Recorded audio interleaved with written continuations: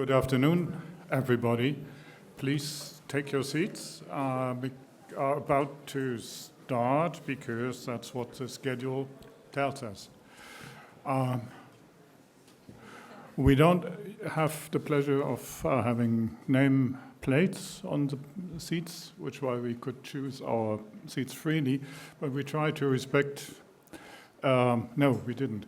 But you can make the guessing game, taking the real person and then guessing which of the photos is corresponding to the face that you see in real life. But from what I saw, I think the correspondence is quite okay. So we should be identifiable by reasonable efforts, as the GDPR calls it.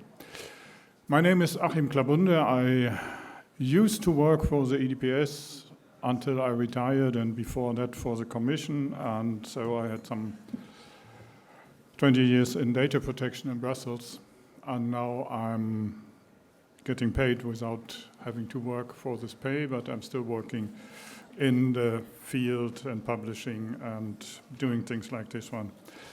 And I'm very grateful for the EDPS to invite me to moderate their panel, which was actually completely organized by EDPS colleagues, which Victor Bernardo is representing today here. At the panel we have, as you see, we have 3 speakers, of which you see 2 sitting left and right of me, and 1 which you will see when he starts speaking, which will be very soon from now. And 1 speaker unfortunately couldn't make it today for reasons outside her control.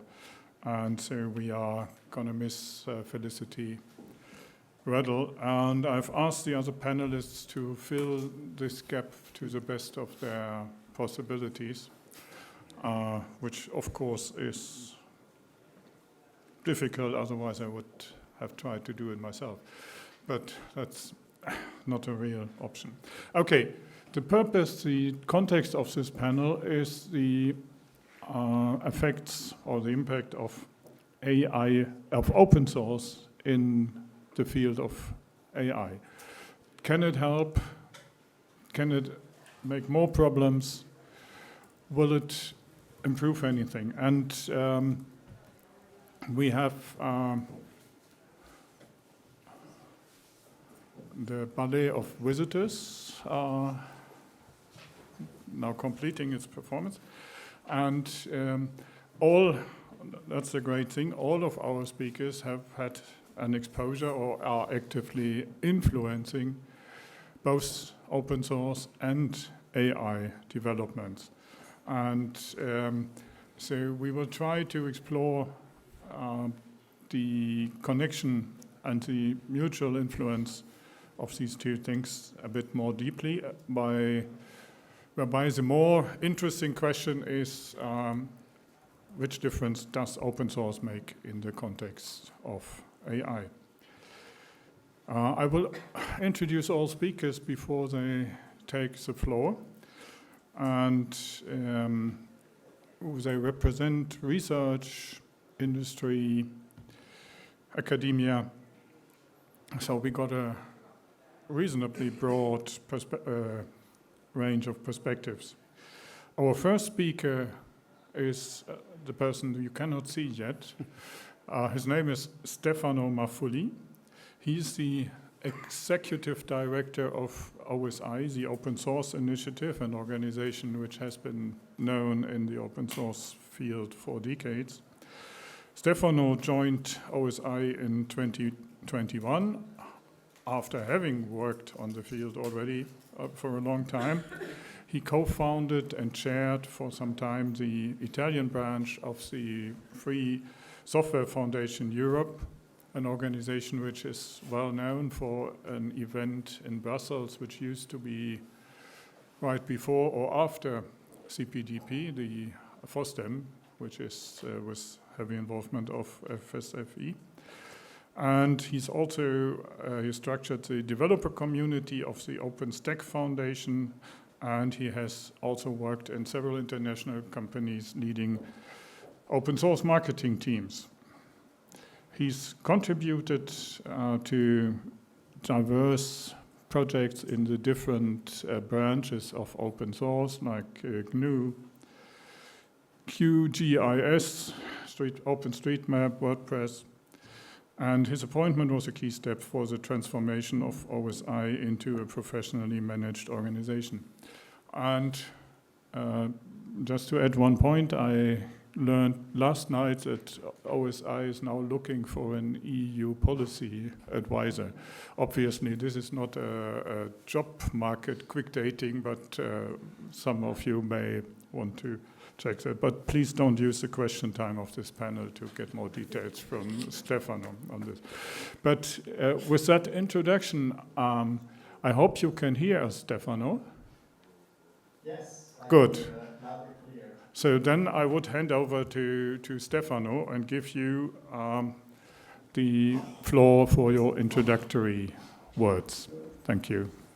Thank you. Thank you very much. And sorry for not being able to be there. The Open Source Initiative is the nonprofit organization that has been maintaining the definition of open source software for over 25 years. It's a definition that is recognized globally by individual developers, companies, and public institutions. And the definition for open source software has existed for over 25 years, 26 to be precise.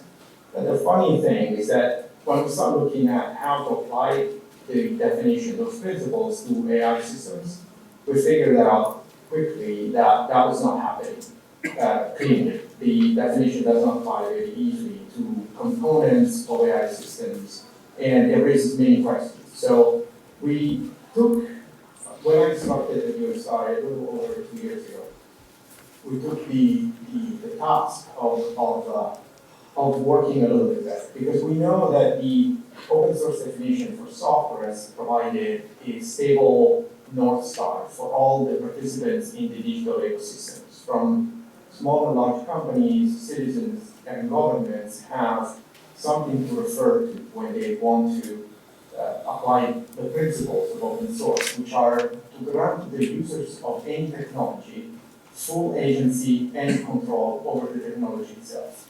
This means that the users of open source technologies have self-sovereignty of the technical solution. They control it. And with that definition, there is plenty of evidence. That definition has demonstrated that massive social benefits accrue when you remove barriers to learning, using, sharing, and improving software systems. So there is evidence now, after many years of studies, that giving this to users of software and technology, the agency, the control, the self-sovereignty of their technical choices, that produces a viable ecosystem. It's all based on innovation without having to ask for permissions or without having to request access to. And you know, there is economic value also. At this point, the European Commission published a study. Harvard researchers also have assigned numbers, and this economic value of open source software is now clear. So for AI, and especially for the most recent machine learning solutions, it's less clear how society can maintain that self-sovereignty and that control of the technology. And it's not clear yet of how to achieve that permissionless innovation cycle. You have heard the term open source AI. Many people talk about open source AI, including the text of the AI Act makes references to open source AI models, open source AI systems, but there is no shared understanding of what that means yet. And I underline the word yet. Because the Open Source Initiative we have started over 2 years ago, and we are now in the final phases of conducting a multi-stakeholder co-design process to find this definition of open source AI, one that has enough support and enough and enough support, enough understanding. And we're heading towards the conclusion of this process. And what is really interesting is that we have getting to the end of the process with a much increased knowledge of the machine learning space. And in fact, one of the important outcomes that it seems of the process at this stage is that we have recognized that in order to study, use, share, and modify AI systems, one needs to refer to the system itself. You cannot really think as single individual components only. And this process has also identified the components that are required so that society can maintain control of the AI technologies. And these components are, at this stage, described as in three buckets. One is detailed information about the data set that has been used to train the system, and also the code used to train and clean up that data set, so that a skilled person can retrain a system having similar capabilities. Then we need to have all the libraries and tools that are necessary to run the training process and to run inference, of course, to get the outputs of the AI system.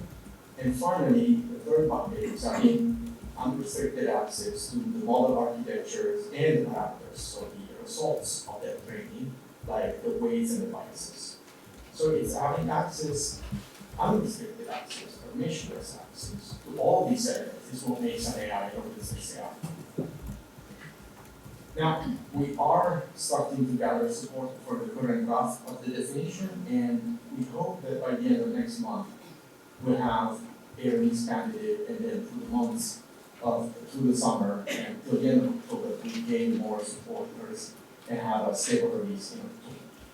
But what I want to focus on is that the most controversial part of all this discussion is the role of data in the training of AI and machine learning systems. So to answer your questions, to think about the power of the big foreign tech companies, putting aside the hardware requirements for training machine learning of considerable sizes, the data is where I think the fight and the fight really is. Because there seem to be two views of the world about data when it comes to AI. One side of the world thinks that text and data mining is basically removing humanity of values, and all accumulation of data without consent from the rights holder must be made illegal. And there is another view of the world where text and data mining, for the purpose of training an open source AI, could be an antidote, or should be the antidote for to balance the superpowers of large corporations. And these camps still haven't found a common position yet. But there is legislation, or we've noticed in other parts of the world, like Japan seems to be leading the way, where legalizing unrestricted text and data mining.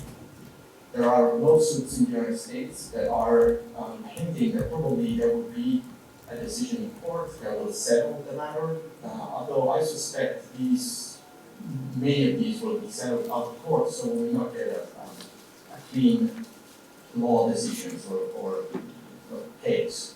In any case, data and to some extent hardware are the levers to control AI and to control the power of who's got the power to AI. And open source has been leveling the playing field for technologies for a long time. So we know from the past experiences with open source software that when you give people unrestricted access to the means of digital production, that enables tremendous economic power. This works well in Europe, it works in China, it works anywhere.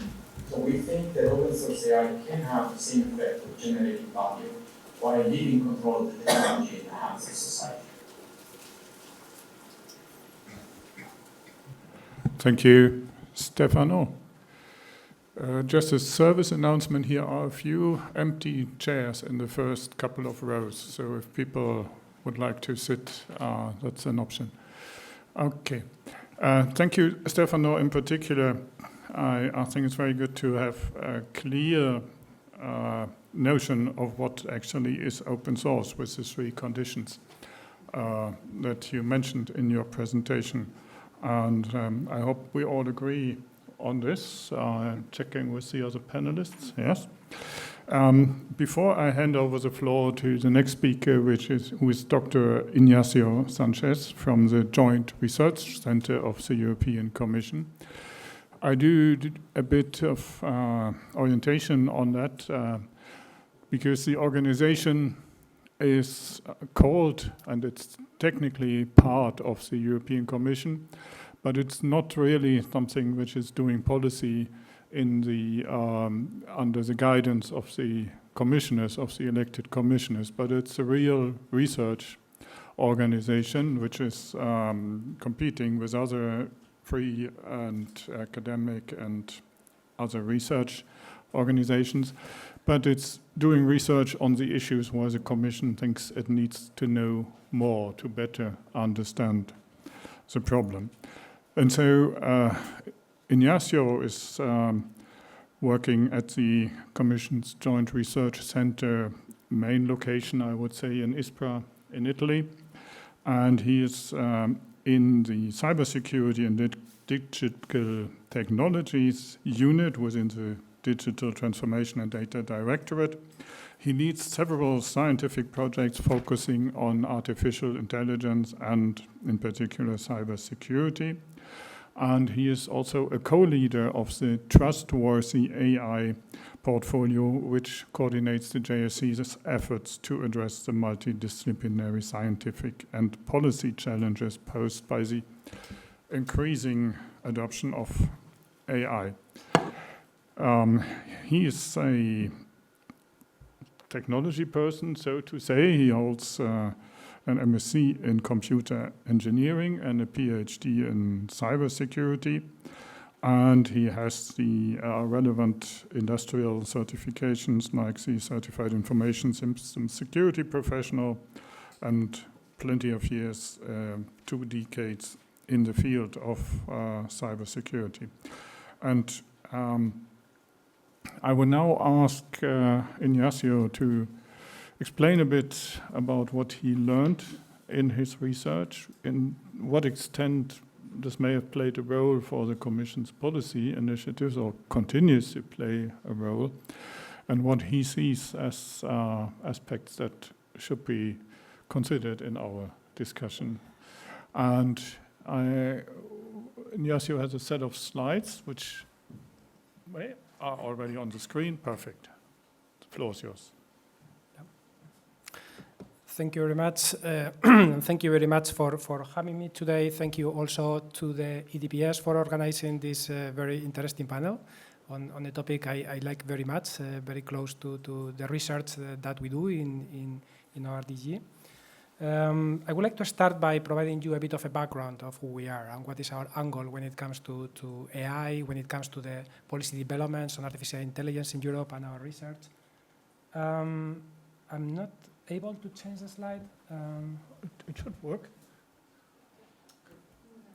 Can the technology please check what's wrong? It worked. Yeah. Okay. You have a little latency. There seems to be some randomness to this. To go to the first slide. Ask to ChatGPT. Change Yeah. the slide. So maybe it can be changed from the. I'm trying. Yeah. Okay. Now it is. Now it is. Okay. So thank you very much, Akin, for the introduction. So indeed, the Joint Research Center is one of the Directorate General of the Commission. We are one of the largest ones in terms of staff.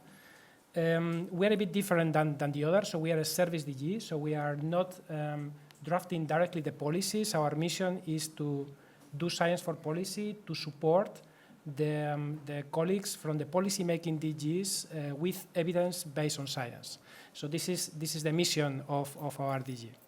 So we work with many other directorates general. So in this particular case, when it comes to AI, of course, we are working with DigiConnect, who is the one leading the AI Act. No? So we are around 2,800 staff. Most of us are scientists, and we are based in five member states, as you can see in the picture. I'm coming from the north of Italy, from the site in Ispra, which is the largest site. So I like this picture a lot because it conveys the message, it explains very well what we do. So we carry, of course, our own research, but not only, we are not limited by that. So in our mission to provide science for policy, we look at what other researchers are doing, what other research organizations are doing.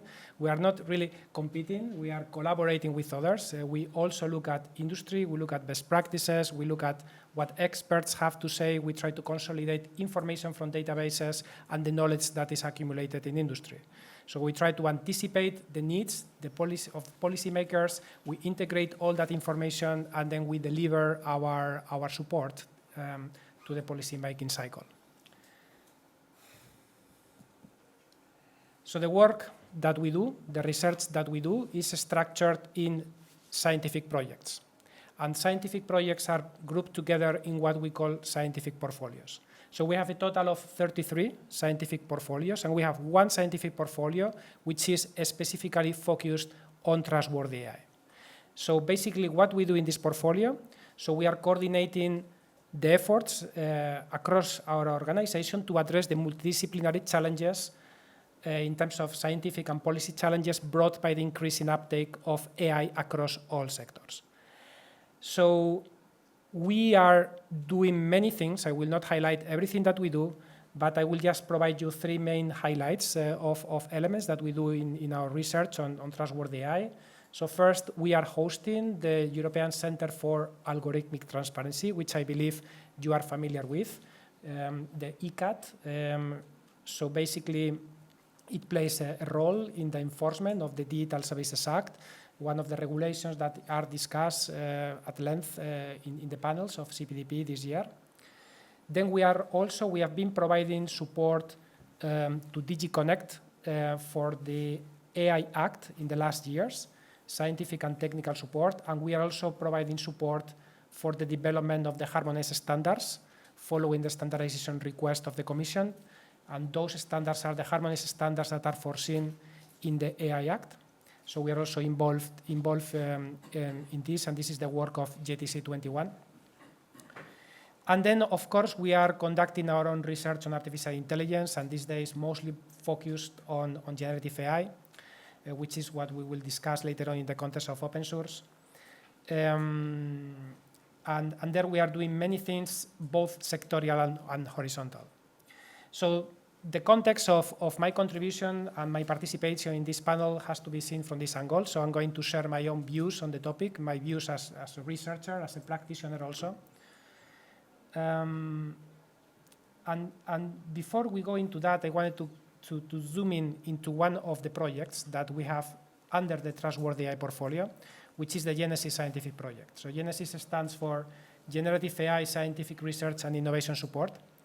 And the goal of this project in JRC is to enable researchers to carry out research on the potential application of generative AI technology, mainly focused on large language models these days, to support basically our staff in both scientific and non-scientific tasks, in a way that it is safe and secure for our researchers to use this technology. And we will come back to this point later on when we look at open source and when we look at some of the challenges and opportunities that are brought by open source in terms of decentralization and strategic sovereignty, as it was mentioned by Stefano earlier. And the second goal is to enable also researchers to study the limitations and risks. So we look at both opportunities of the technology, but we are also looking at the limitations of the technology and the risks that are brought by this new AI technology. So GPT at JRC is one of the initiatives of the AI at EC network, which is basically the initiative of the Commission to look at the potential of AI technology to be used within the Commission. This is one of the several initiatives that we have.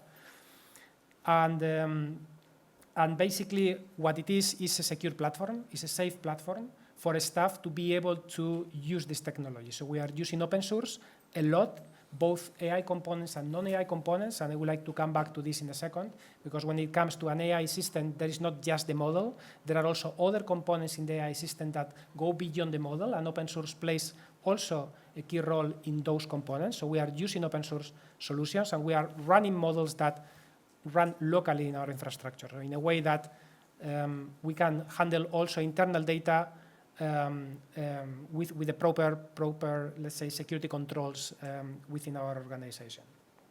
And we do this because we are conducting a study that is mapping the use cases of this technology, but is looking again also at the practical limitations. We look at things like the phenomenon of hallucinations. We look at the possibility to use retrieval augmented generation with our own internal data, and so on.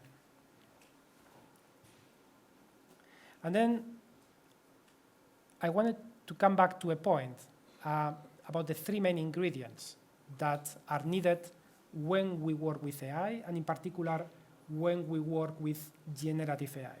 So these are the three main ingredients that make possible the type of use cases, the type of products that we see happening right now. So on the one hand, we have new algorithms.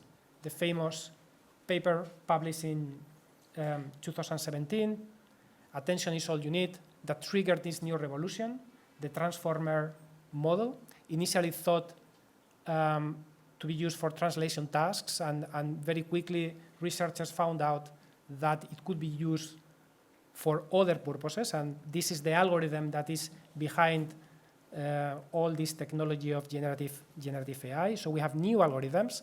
The picture that you see here is open source code, is from the Transformers library. And then we can start to see what is the role of open source when it comes to one of these main ingredients that we have to be able to conduct research and innovation on AI. Then we need data.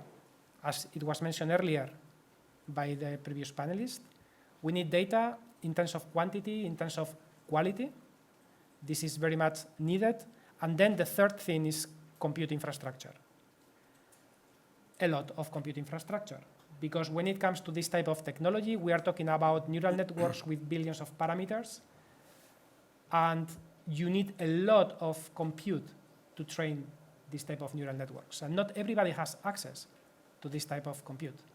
So when it comes to this ingredient, compute infrastructure, then we see that we identify a gap, and then we see that there are only some players that can have access to these three ingredients and be able to train huge models from scratch.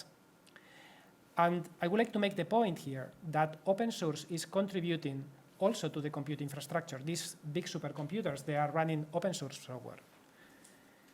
But what is the outcome of this? So yes, we have three ingredients, but what is the outcome of the three ingredients? So the outcome of the three ingredients when it comes to generative AI is a trained model, what we call the base model. So a model that has been trained on trillions of tokens, trillions of words, over a lot of GPUs for a long time, and that can be later on fine-tuned for certain type of tasks. And it exhibits what we call general purpose capabilities. So it can be used for many things. And this is one of the main differences between the AI that we have now and the AI that we had before. Before, we needed to train a model for each of the type of tasks that we had at hand. Now, one model, once trained, can be used downstream for many different type of tasks. So it is possible, certainly, and then if we think about what we need to do research and innovation with AI, there is fundamental research, which is what we see in the picture below. Then there is experimental research. And then there is innovation. And there are feedback loops between fundamental research and applied research. We have new ideas, we devise those ideas, then we apply them in practice, like the saying, the proof of the pudding is in the eating. We cook the pudding, we eat the pudding, we see, oh, it's good, maybe we should change something, we go back to fundamental research, but these feedback loops are becoming very fast now. We are iterating very fast between fundamental research and applied research. But to do applied research, we need the three main ingredients. We need to be able to retrain the model. We need to have access to compute infrastructure, have access to data and algorithms. And then we have innovation, and it's a bit the same thing, right? So When it comes to the pre-trained model, and we look at the open source characteristics, this pre-trained model resembles more a compiled binary than source code. Yes, for sure. I mean, you can learn things by looking at a pre-trained model, by looking at the weights of the model, but you need to reverse it. To achieve full transparency, we need more than just the pre-trained model. We need also what was used to create the model in the first place in terms of these three main ingredients. So we need to know the algorithms that were used. We need to know, more importantly, the data that was used. So only having full access to the three main ingredients, we will have full transparency in terms of, let's say, what the model can do and the type of research that we can do if we dig into the internals of the model. And I believe that this is one of the main differences between open source software when it comes to classical software and open source when it comes to AI in generative AI. And then I wanted to also to mention again the difference between the model and the system. Because sometimes we talk about both terms as if they were the same thing, but they are actually not exactly the same thing. So the neural network is the model, but when we use a system that has a neural network behind, there is more than the neural network. There are many other components between the user and the neural network that are processing the data as it comes in and out. And this layer of classical software that goes on top of the model is going to grow over time. Now we are moving, as we hit the limits of what the models can do, this layer of software that will go on top will become thicker and thicker. For example, if you look at retrieval augmented generation, which is a technique that you can use to enhance the capabilities of a model with your own data. And finally, I wanted just to share a few points for later discussion about the benefits of open source when it comes to research and innovation on AI. I personally see open source as an enabler for research, for open science, and innovation, both on AI and with AI. I personally see open source as bringing the potential for higher transparency because of the reasons we discussed earlier. And there are also obvious benefits when it comes to cybersecurity, when it comes to data protection, and when it comes to technological sovereignty. So maybe we can go more in detail on these aspects in the discussion later. Thanks. Thank you very much, Ignacio. I think it was good also to open a bit the field of what kind of AI are we actually talking about, because in the public discussion, when we didn't do that here, AI means different things to different people, and there are about 60 people in the room, so we have probably 120 different views on what artificial intelligence should be meaning. But let's look again at the specific properties of open source. Open source is often motivated by doing something for the common good, which doesn't necessarily mean reward or remuneration for the people who invest time in updating code. Many of you may know this little cartoon where you see today's total IT infrastructure ecosystem, and then there's one very narrow pillar, a piece kept up thankless by a person in Omaha, Nebraska. And then every time when there is an open source cybersecurity issue, they say, oh yeah, that was a piece in Nebraska, and the guy was sick or couldn't do anything about it. Most things that we do seriously need to be done as a business. And our next speaker is Michel-Marie Maudet, who has actually developed the idea of open source as a business to an extent which most people probably couldn't even imagine. And he'll lead us a bit through his discoveries in this process. Michel Marie started his career at the French Ministry of Defense in 1995. He had already been involved in and interested in open source matters earlier. He was one of those that saw the potential of Linux and open source technologies, and has founded together with others the company Linagora, which he has been leading as its managing director for almost 25 years now. Linagora provides alternatives to the big tech solutions and has made as an open source provider, and has business success and existing service portfolios in France, Vietnam, and Tunisia. And with artificial intelligence becoming more common in the field and in the view of the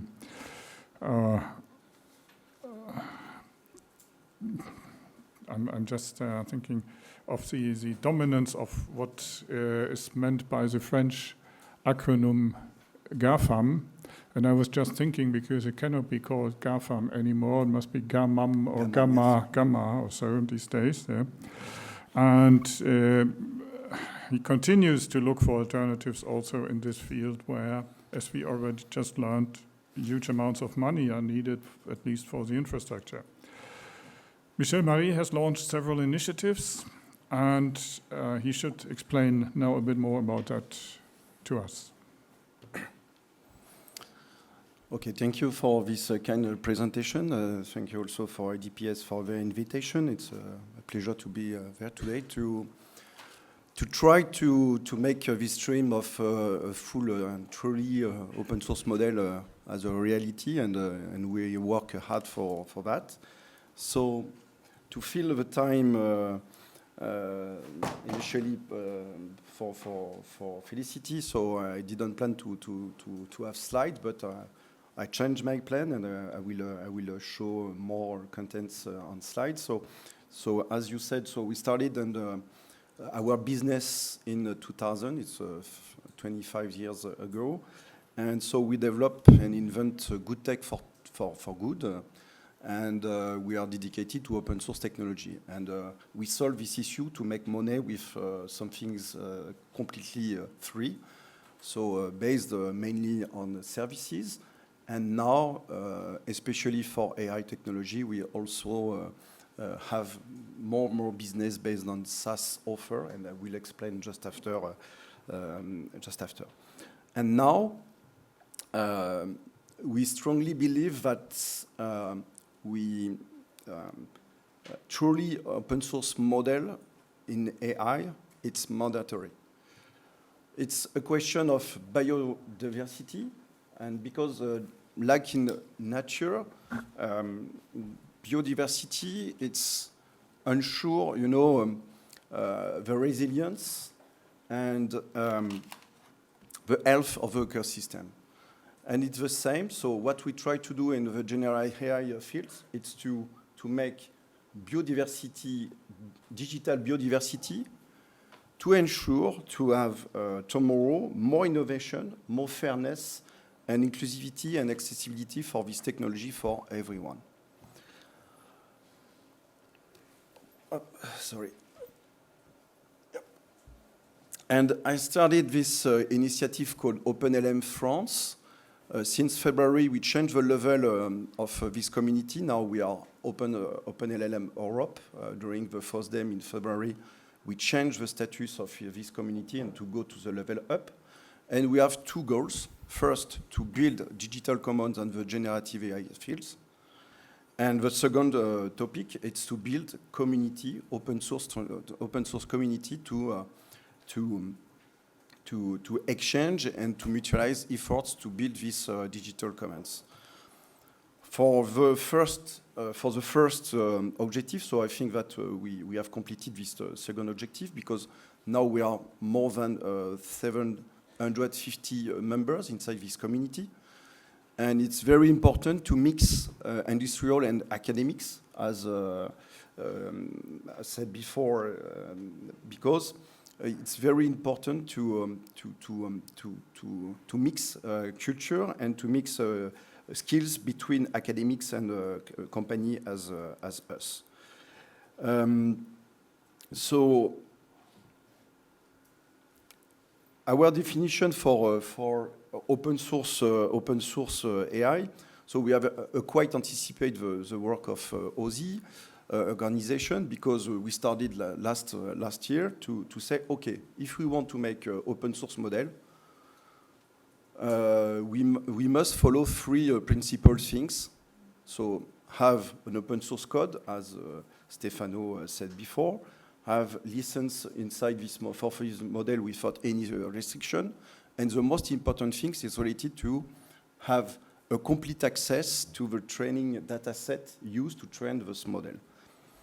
We are, in this topic, we are very close to, I'm sure that you know the Nextcloud community. And the Nextcloud community released at the beginning of last year his ethical AI rating. And so they define three conditions. It's very close to our definition and what we want to have from the OSI organization, to have open source model, open source code for the model, and open corpus for the training data. And if all these conditions are met, okay, we can be on the green and so on, okay? So the problem of LLM or generative AI, it's a question of culture and values, because LLM reflect languages and culture they are training on. For example, if you ask a picture for a home at ChatGPT, you will have some things like a house in America, not in Europe or not even in France. It's the same if you are related to NLP or the language. If you can have a look on the right side of the slide, so you can see for Llama 2 model, the repartition of the languages used to train the model. And for example, you can see that for German and French, it's less than 1%. So it's nothing. And it's why you can have some bias and hallucination when you ask specific things related to our culture in our specific language in France. So we try to change this situation. And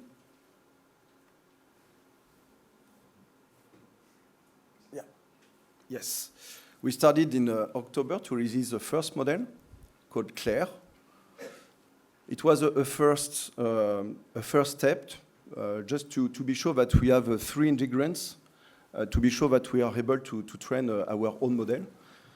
So we trained, we did a fine-tune on top of Falcon 7B model with conversational training data set. And just to demonstrate that it's possible to use a small amount of data with high-quality data to change the way of the model work. And it's completely demonstrated with Claire. And also this work was also to validate that we are able to use supercomputing resources as supercomputer Jean Zay in France. It's our biggest supercomputer with GPUs in France. So, and we did the job just to say, okay, so we are ready and we have all the ingredients to do our own model. And build on this first success, so we started to start a full pre-training from scratch. So we are building our own model.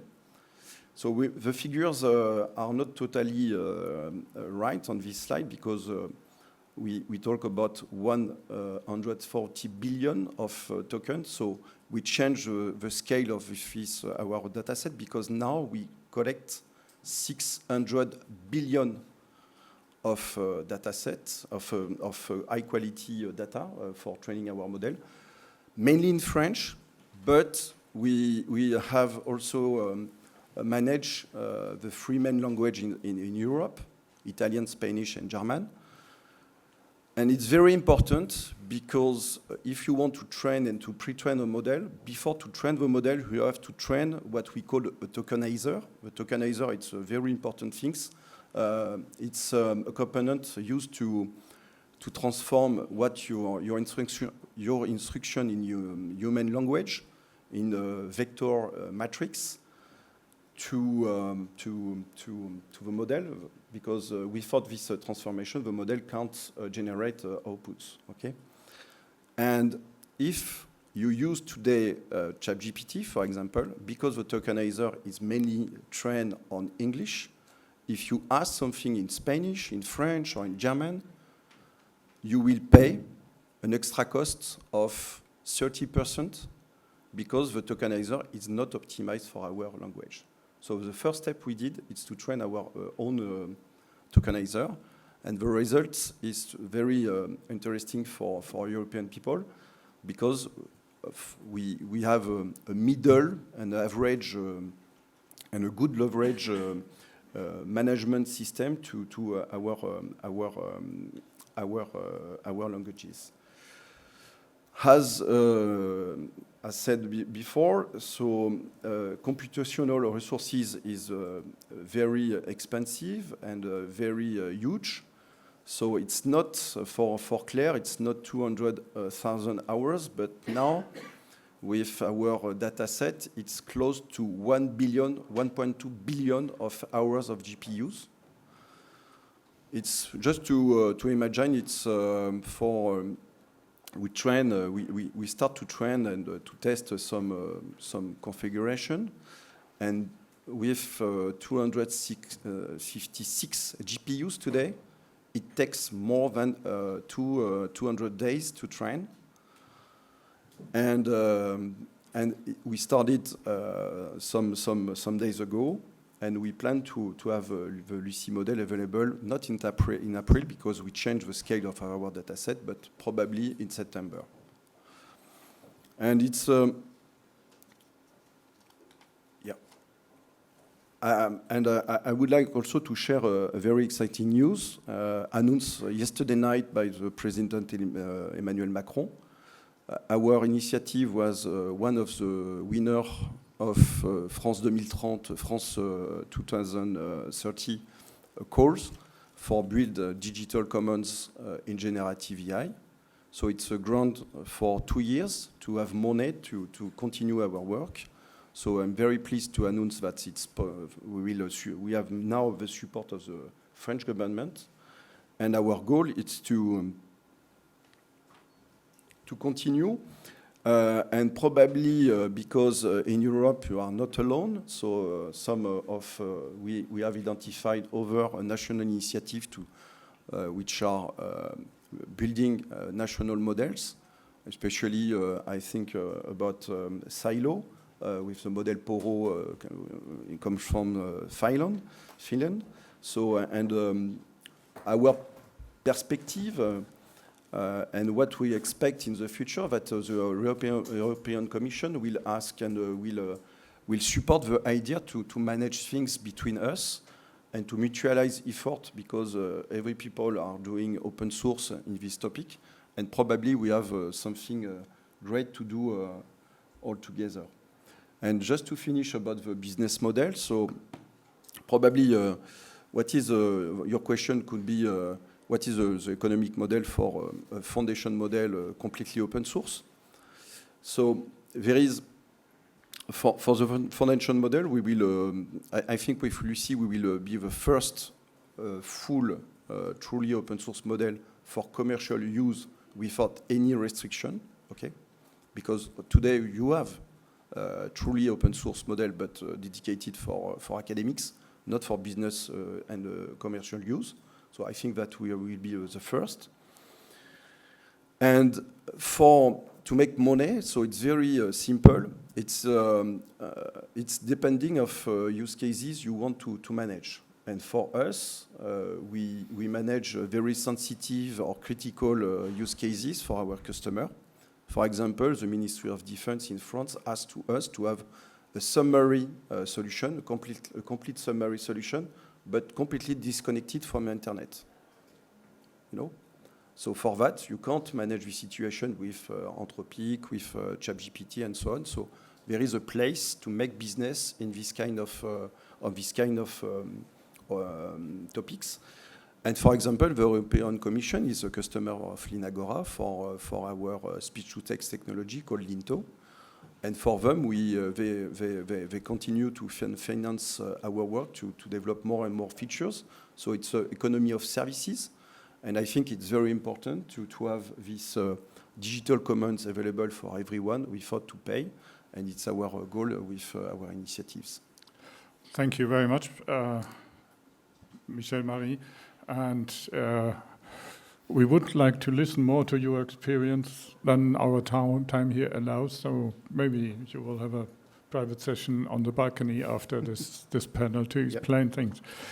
Before I open the floor to the audience for questions, I would like to ask one question to the three panelists with asking also for a quick answer between 1 and 2 minutes. And we have heard about the 3 principles for open source from Stefano. We have heard about the 3 ingredients from Ignacio. And there is one thing. The question is, at what aspect can public policy intervene? And I have one candidate which I will put ahead, and that is the infrastructure, because we know that real effective open source models require an immense amount of infrastructure, actually the availability of fast computing and broad transmission only made the current AI boom possible. And so we see when we take the languages that Michel-Marie presented as an indicator where things are happening, then we have English, which is badly used, driven by the US and contributed by everybody else on the world. The second language was unknown, about which I cannot say very much because I don't speak unknown. And the third language, some of you may have wondered, like I did, what ZH is. That's a language, but some may also know that is Zhongguo, which is Chinese for Chinese. And so that's the second language, and then we have surprisingly some European language which make it to the top 10. So I start with Ignacio. So where do you think, from what we heard now and what you found yourself, would policy initiatives be most effective? Is there a possibility that public initiative makes computing infrastructure available to open source AI? Yeah, no, indeed. I think that to make sure that we stay competitive and we move forward when it comes to research and innovation in AI, we need to indeed work on these 3 main ingredients. And there are already policy initiatives in Europe aimed in this direction. Of course, we are all aware of the Euro HPC regulation that basically aims to provide research infrastructure, compute infrastructure, make it available to researchers. And the Commission launched an innovation package in January this year, and one element in the innovation package is the proposal for the amendment of the Euro HPC regulation to set up AI factories.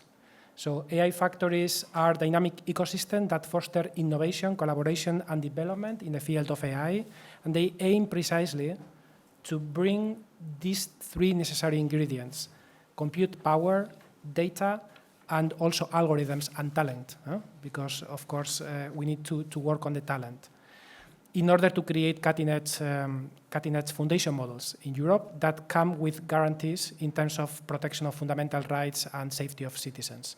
So there are already ongoing initiatives like the Euro HPC. There are new initiatives that are aimed in this direction. Thank you. And Michel-Marie, when you meet President Macron to receive your support from him, what else would you ask him for?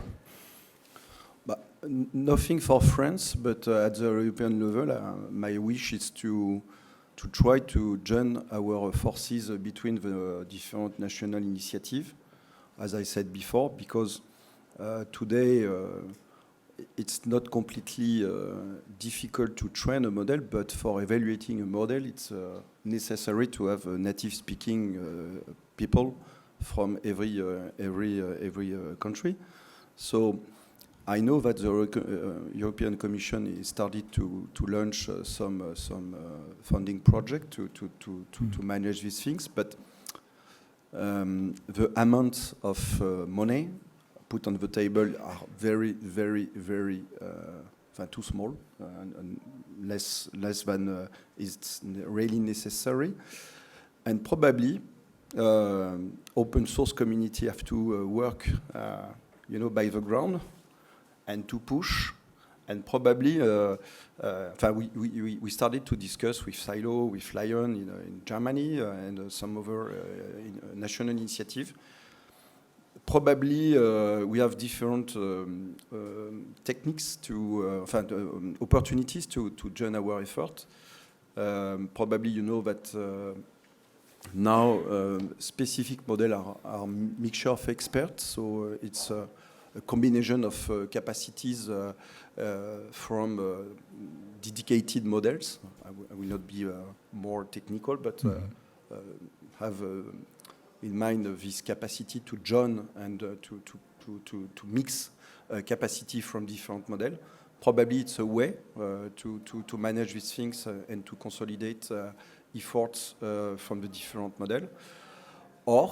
But I think it will be a more difficult way to synchronize all the community through a specific project led by the European Commission to build this model. So support and make money to mix and to join effort on the different national initiatives. Thank you very much, Michel-Marie. And I think this is the trigger words for Stefano as an open source community organizer. Would you respond to the call by Michel-Marie for the open source community, what to do, and what would you ask to the policy people? There are actually some Commission policy people in the room, so maybe not necessarily. I don't ask them to show hands, but maybe you can give your view after these two presentations. Stefano, please. No, absolutely. I think that, yes, the infrastructure is extremely important and talent is coming next. At the top of the importance for me for having an open AI, we really think about data, because and the policy around data, especially because right now I see that data is concentrated in the power of massive corporations. So it's Google, Facebook, Amazon, Reddit. Not only those, but also Sony, Warner, Netflix, Getty Images. These companies have already gained access to massive amounts of data legally, and it's our data. And these companies now, they own it. And so our pictures, our circles of friends, all the books and movies produced. And there is a risk that if we don't write policies that allow for text and data mining in exchange for a real open source AI, one that society can fully control, then we risk of leaving the most powerful AI systems in the hands of these oligopoly who can afford trading money for access to data. So that's where my call. And next, I would really encourage everyone to think about how we can make not only talents, Europe has such a wonderful attractiveness. Having lived in the United States and in Silicon Valley for many years, it's great and all, but quality of life in Europe is so much higher. We should be able to attract a lot of talents and have them stay in Europe. And facilitating that transfer should be one of the top priorities for our policymakers. Thank you very much, Stefano. So, Commission people in the room, infrastructure. I remember the work on GIAN, the giant research network. So there is a relevant experience. So go ahead and push the big thinking machines that can do the number crunching and the statistics and the model thinking. Now it's time for that part of the audience which is still in the room. I think we should have a microphone for the audience here somewhere, and also a person that would carry it around so that the questions are also recorded. I see there's a mic, there's someone. Okay, so who would like to ask a question to the panelists here and in remote Oregon? Please, second row. Hello. Oh. Hello. One question for Stefano. How do you find that the European legislator decided to, let's say, have a legal definition of Speak into the... open source AI when the open source community has not concluded on such a definition? And the second question for the research community.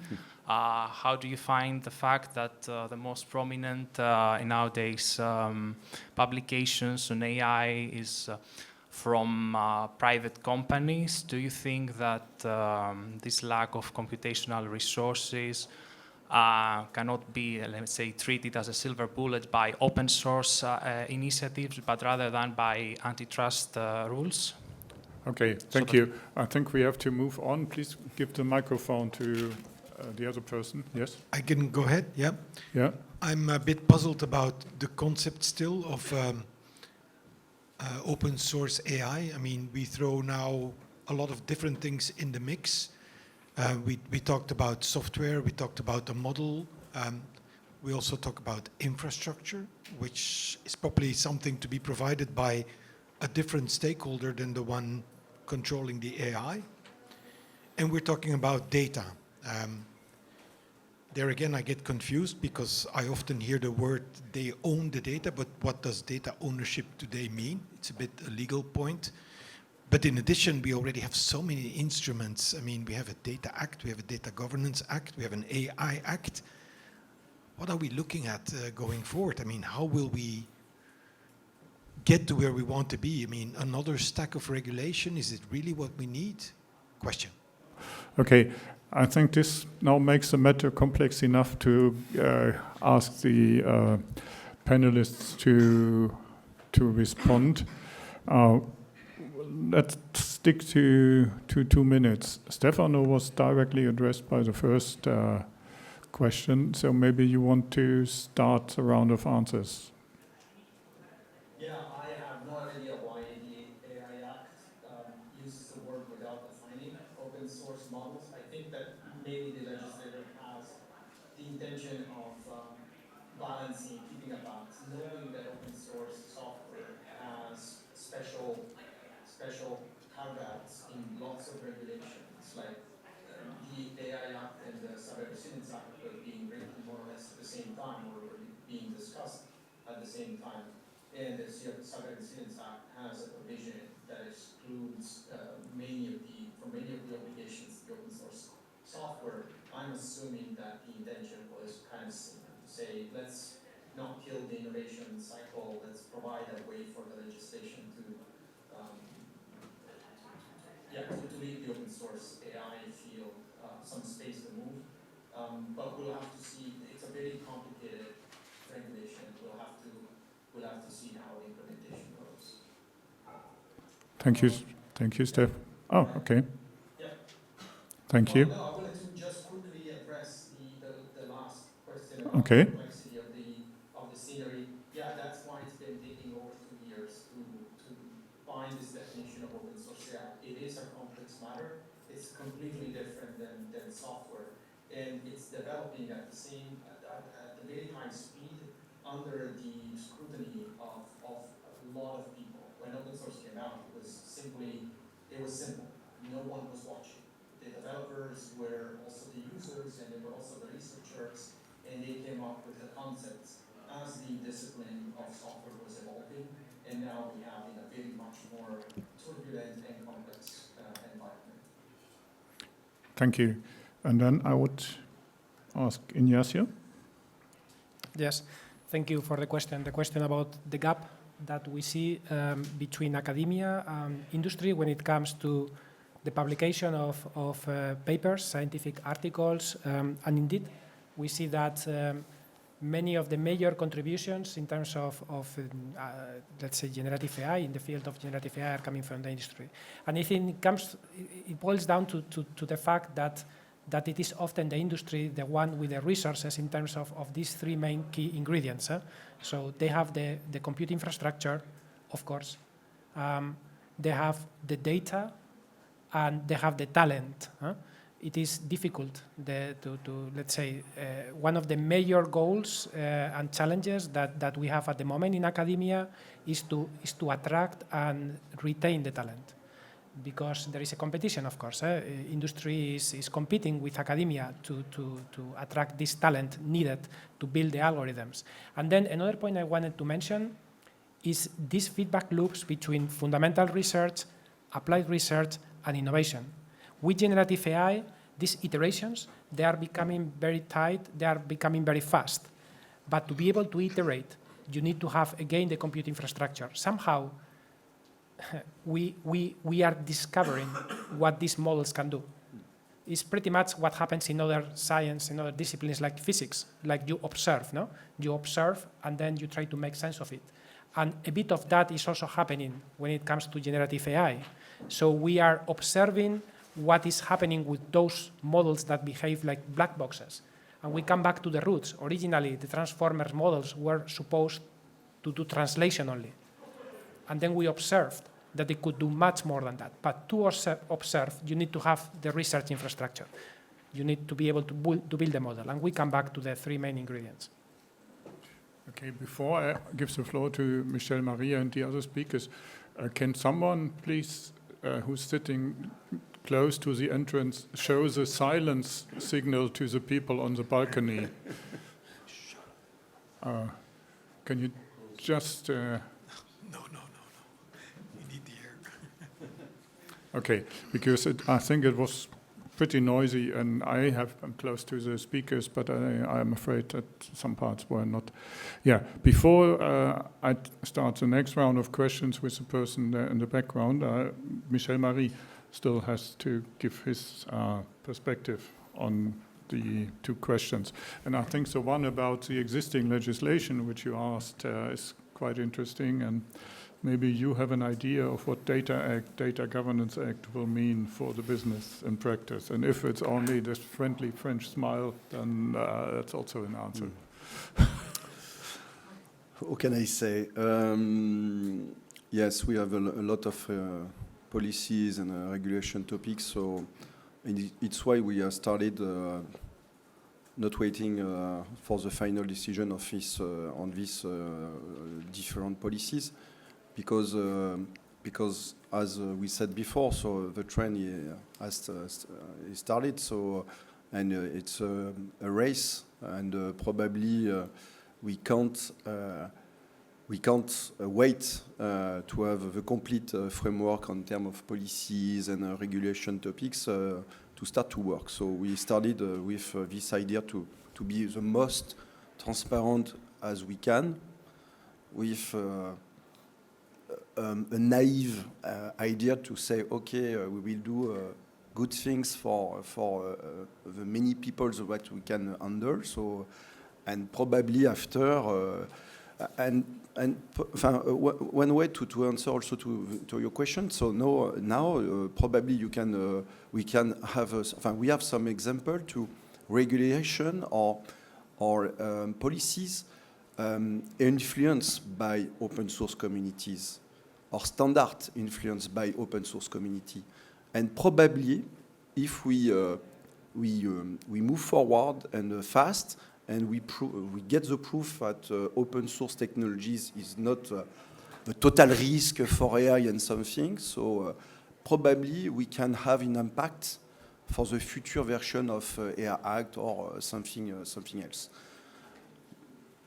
For the discussion about academics and papers and from academics and so on, it's why we try within Agora since the beginning to work very closely with, for example, CNRS in France or some public research center, and we have very close and mixed team between researchers and engineers from Linagora, and papers are published under the name of Linagora, but always with cooperation with academics.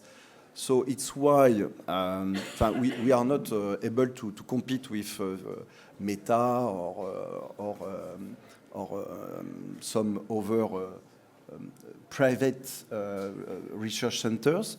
But open source, it's also a way to combine and to be more stronger by joining effort between academics and people from industry like us. Thank you. And then we have the next question from the audience. Thank you. My name is Christian Ramsdorff from the OECD, and I have a question related to basically to the concept of openness that we are talking about. I mean, there are obviously different ways we can think about openness, but I like also to think about openness, thinking about how the internet has evolved. And one characteristic is this idea of interconnectedness and the ability to basically allow technology and services to kind of interact in a decentralized way. Now, as I was listening to the conversation, I still have the feeling that we are missing that aspect of openness. And I'm a little bit worried that, I mean, we know that there has been some kind of open washing, let's say, when you think about the term OpenAI.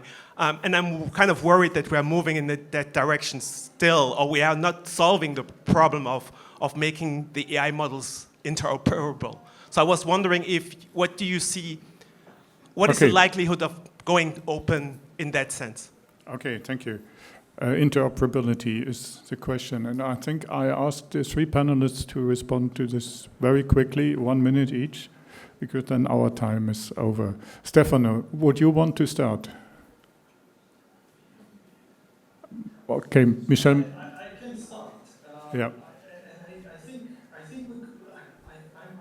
I sound like a broken bell at this point because I'm insisting on, in my mind, interoperability means data. We need to work on that and fix that issue with the data. Even someone before asked, what does it mean that they own the data? It means that Google scanned all the books in existence in the a few years ago and built a service on top of the scanning books. Now, if someone else, like an intransparent or another group, like a researcher, wants to scan all the books, they actually have scanned all the books and put them into their training models. Now, those guys are being deprived from the possibility to share their models, are being tainted or they consider to be illegal. Those data sets cannot be distributed. So these are the issues that we need to think about. Like when we get into the internet allowed us to mix and match all the things. Created Commons as an initiative, created licenses and created mechanisms for creativity to expand. And now we have laws, copyright law and other laws that are blocking the building large data sets. And that's something that we really need to address and solve also. Thank you, Stefano. Michel-Marie, what's your view on interoperability? The requirement for interoperability, for me, it's transparency and sharing between companies, businesses, different communities. So it's why open source, I think it's very important in this topic. And we have 25 years of experience on the software fields. And some experience that, for example, a major open source community has become standard and interoperability things. For example, Kubernetes today for the cloud infrastructure, there is no question about what we want to use in terms of orchestrator for containers and so on. So probably by sharing data, by sharing the recipe behind each of these models, we can imagine in the future better interoperability between these different models. Thank you. And Ignacio. Thank you very much for the question. I think it's a great question.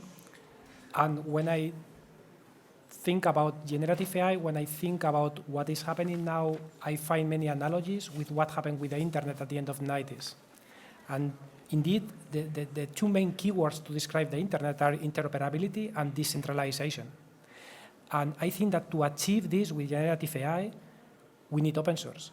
Open source is a driver that can help us achieve that. For example, it can enable edge AI. It can enable the execution, the inference of models at the edge. It can give full control to all stakeholders to run their own models. It can lead to a more decentralized ecosystem. And it can be also a driver for interoperability, of course, together with the standards and together with other elements. Yeah. Thank you very much, Ignacio, and we are exactly on time. And like in any other good panel, I have more questions in my head than I had before, and we could easily have another hour, 15 minutes discussion on those. But maybe that's for the next year's event. And I thank the audience for being here, and I want to ask you to join in a round of applause for the panelists.